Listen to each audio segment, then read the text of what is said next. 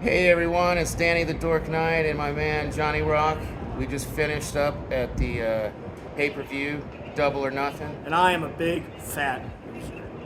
Well, You almost went perfect. actually, kind of technically, because I went back and I watched it, and you kind of you interrupted me, which is fine, because we do that, it's conversation. And you were like, yeah, she's going to lose. And I said, yeah, I think you're right, she's going to lose. So I'd actually specify who, she being Jade Cargill. Pronouns, pal. I know. So technically, though, I got it wrong because I said she was going to lose to. I didn't say it, but the implication was she was going to lose to Taya Valkyrie. But we had a surprise, Chris Statlander is back. and she is our new TBS Women's Champion. Yes, Ding Dong, the bitch is dead. Yeah. But amazingly, I got every other prediction spot on. I couldn't believe it's the first time I've ever. He never does this. Yeah. I'm the guy. Yeah. I'm the guy with the right Yeah. answers. Usually. So let's go through. What was the? Opening match at the buy-in. Okay. We had the Hardys With Hook. with Hook Ass taking Boys. on the Ass Boys and All Ego Ethan Page. Ethan Page. And as we predicted, the Hardys and Hook won. Yeah. It was a good match. Yeah. It was pretty good. And for the first defeat of my night, Danny was fully correct in saying that Orange Cassidy was going to retain. Yeah, he was just international- featured way too much on the Collision promotion. But I was right about them opening the show with an Orange Cassidy Yes, match. they did. They did. What a shocker! Yeah. In fact, they opened the show with his music. So what we got to see that wasn't on the pay-per-views, everybody actually got an entrance. Yeah. And music and came down. Orange Cassidy had the best pyro of the night. Yeah, he did. And when they started the show, they replayed. Did you notice his music was off? But then when they Yeah. started the show, they replayed his music. Yes. So, yeah. I picked Switchblade Jay White. He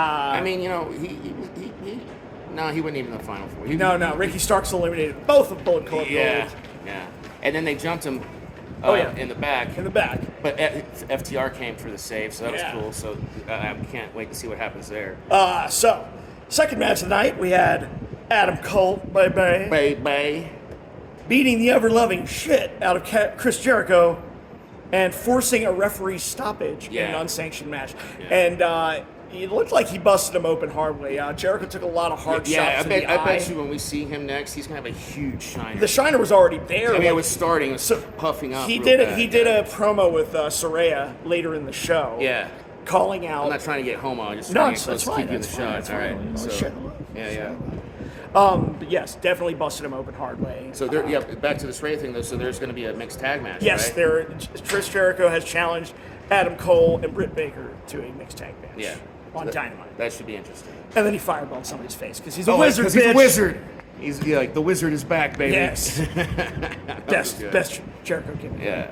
Chris Geritol. That was my joke of the night. Yeah. What did I say? You said. Chris Geriatric. Yeah, geriatric, geritol. Yeah, there was one that I said. I can't remember. But You said he should go out for AARP. Oh yeah. I yelled it really loud. Too. Yeah. That was kind of funny. Then we had 7-star FTR retaining the tag team championship. This was such a good, classic, one old of my school favorites. match. It really was. It was a really, really good match. If you like the old school wrestling, And Aubrey Edwards took a guitar to the head from Karen Jarrett. Karen Jarrett of all fucking people. There was a "fuck you, Karen" chant. It was like the crowd was hot tonight. It was pretty cool. There was a "fuck you, Karen" chant, and it didn't involve a manager. Yeah, which is funny.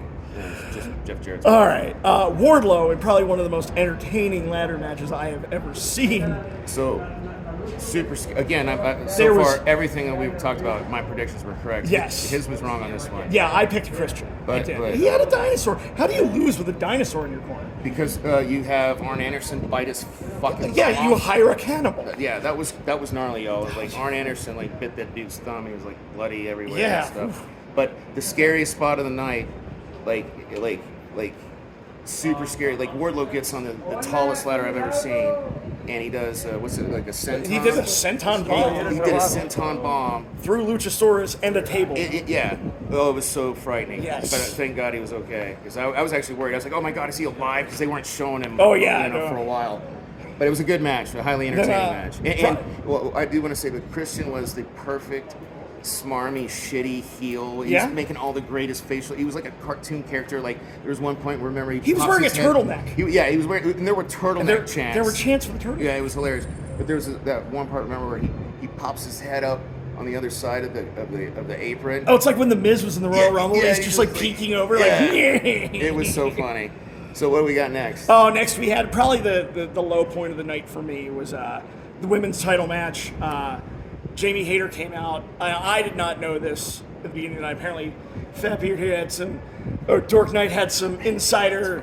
It's happening. It's funny. Yeah. He must have had some insider knowledge on Jamie Hayter being legitimately injured. I just watch a lot of What Culture Wrestling, and they aggregate a lot of the Wrestling News Observer. Apparently, Jamie Hayter was wrestling with a legitimate injury, and Toni Storm is your new AEW Women's Champion. There was a lot of shenanigans, a lot of BS. Like, it was the weakest match of the night, easily. Well, when one of the participants is fighting injured, you get what you can out of them. I just applaud her for even going out there. No, totally. Next, we had the House of Black defending the trios belts against the Acclaim. Another one. The funny thing is I got this right, and I didn't even know who they were fighting. Neither of us knew who they were fighting, but he called who they were fighting. He said, "No, they're going to fight the Acclaim, and the Acclaim's going to win." And then he had when the match was like halfway through, I was like, "Damn, you know what? This might be the one I get wrong." Yeah, and you didn't though. I'm wrong. Yeah, Daddy Ass took the pin for the team. But it was a great match, and the entrance is killer. You guys got to see that. This is the one asterisk on Danny's record here. Oh, we're getting to the next Jade one? Cargill defeated Taya Valkyrie. Yes, she did. We both called Taya to win this match. We did. But it was more for the fact that Jade will lose tonight. Yes. The streak will be over. The streak will end. However, you got, after the match, smart Mark Sterling in a definitely not smart move. Oh, yeah. No, he's probably going to get fired. Decided to issue an open challenge after the match saying Jade Cargill is 60-0 and will now defend the belt anytime, anywhere against anybody. Cue the return of the galaxy's greatest alien, Chris Statlander, coming in for an impromptu match, and ding dong, the bitch is dead. Dude, yeah. Jade Cargill is. What's the name of her finisher? She basically it was kind of a mauling. She did it. The Big Bang. Yeah, the Big Bang. Yeah. And she did that and got the 1, 2, 3. And now Jade Cargill is 60-1, and so kind of like Chris Statlander is the one. Yes. 60-1. That's true. That's how it should have happened, because that was the story before Statlander got injured. So kind of technically we could say I got 100%, but if I'm being honest, I got 90%. I would say 95%. 95. Okay. You get a half a point. Yeah, I know. Well, I'm already so far behind. What do I got to lose? I'm losing with grace. Yes, sir, you are. So what do we have next? Next was your favorite match of the night. One of my favorite matches. Oh, the four-way. The Four Pillars match, which everybody slept on. Everybody said. Dude, I'm one of those people. I was not looking forward to this match. I was talking shit about this match, and it ended up being my favorite match. I've been saying all month, because this event wasn't selling very well. They were saying these guys aren't a draw. I'm like, watch. These four guys are young. They're in their prime. All of them are homegrown. They are going to put on the match of their life. It was so good. And, of course, we both got this one, right? MJF retained, but holy shit, man. Go watch that match. If you watch just one match from this pay-per-view, watch that one. No, it's a banger. It's a banger bell to bell. Yeah. And then the main event actually was the Anarchy in the Arena. And let me tell you, it was anarchy. Dude, and I got video of it. I'll put up later. I got John Moxley spit his water out in my face because he came through where we were sitting. Yeah. 'Cause you know how they walk down the stairways to the ring. I got Bryan Danielson pumping the crowd up. Yeah. And I walked out with them. I tried to get, he's a heel, so I get it. I tried to get a fist bump, and so Moxley takes his water ball. He goes this number here, and he just goes. And Johnny comes over and I'm like, John Moxley just spit water in my face. He's like, yeah, it's all over your glasses. And I was just like, you're like, I'm never washing these glasses again. It was pretty fun, man. And this one I called it. I'm glad they did the right thing. The Elite did the honors, and the Blackpool Combat Club. Yeah, I was worried. Like you guys, I was worried because a lot of that match I thought. And a shock heel turn. Oh yeah, from Konosuke. Take a shit out. Yes. Takeshita is now part of the Blackpool Combat Club. Yes. So yeah. So my arm is tired. That about sums it up. You got any other final thoughts? No, it was a great show, and if you slept on it, you missed a hell of a show. You really did. AEW always delivers with their pay-per-views. It really, they really do.